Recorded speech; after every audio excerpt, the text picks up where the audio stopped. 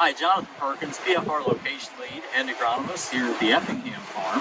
So here by the cross, Joe and myself are here at the farm like usual. What we want to do here today is actually talk to you about a couple of our favorite studies. So we're thinking ahead for some tours this summer that you might want to join us on, or maybe our field show that's coming up on August 5th. So we want to talk to you about maybe some of those studies that might pique your interest a little bit.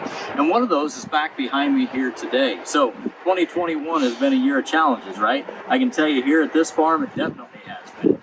One of the things that we're talking about with this study back behind us and another one on soybeans, this study actually got to start last year looking at planting date by fungicide response. Or fungicide response by planting date, whichever way you want to say that. What we're looking at mainly though is applying fungicide at the VTR1 growth stage, basically back behind us here. So we're targeting those VT time frames like normal, basically at different stages, as you can see back here behind us with the corn. What I mean by that, those different stages are planting dates. So each one of these apps are going to be made at tassel time frame, but this is to try to help answer the question of, well, do I still apply a fungicide if maybe I've had, late planting situation? If we're into that June time frame, late May or early June time frame, does it still provide a benefit?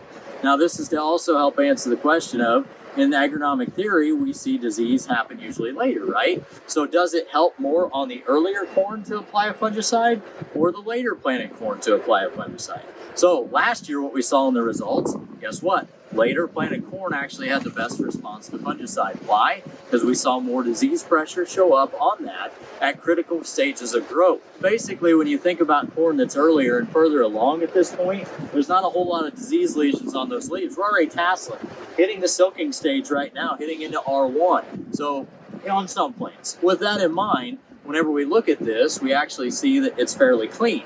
Now, if that sets in right now on this younger corn, we get more impact by that. It does make sense that that would provide a better benefit. So don't give up.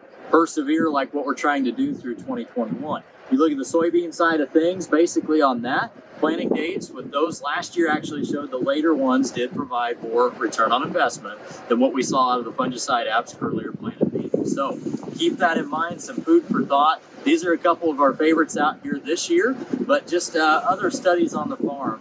We looked at this year a new one to us, so a large rainfall event, planting condition study, looking at several days before rain. So there's some others that may show some merit out here this year. Come join us for some tours. Definitely come out and see us on August 5th. Thanks again for watching. Jonathan Perkins here, coming to you from Effingham, Illinois.